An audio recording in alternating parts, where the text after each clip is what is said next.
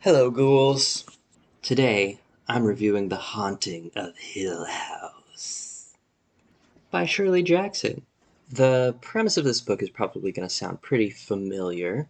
It's about a group of people who are looking to study the paranormal activity in a haunted house, so they go and stay there for a week, and bad things happen to all of them.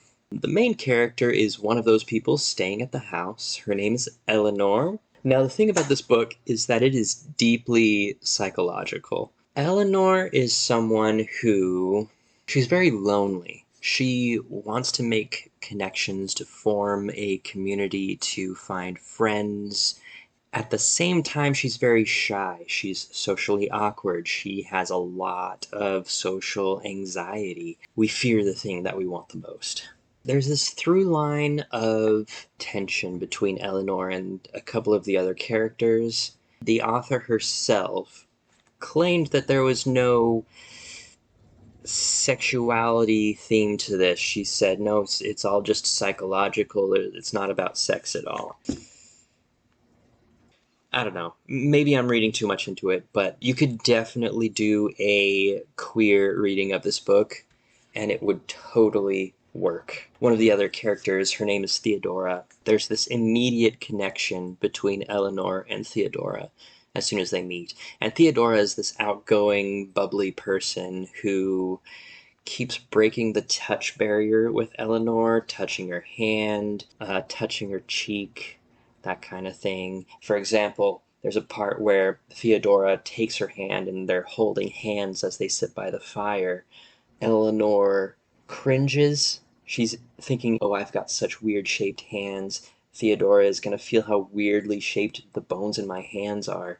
But then, later on in the book, when it comes out that Theodora is actually kind of shacking up with a guy named Luke, who is also staying at the house, Eleanor starts to feel like the third wheel, like she's not wanted.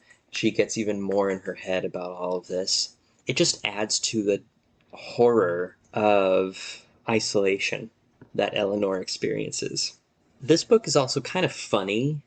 There's a lot of quips and joking around between the people staying at the house, but these jokes that they tell constantly get progressively more and more mean, and Eleanor finds herself the target of that humor, which again adds to her isolation.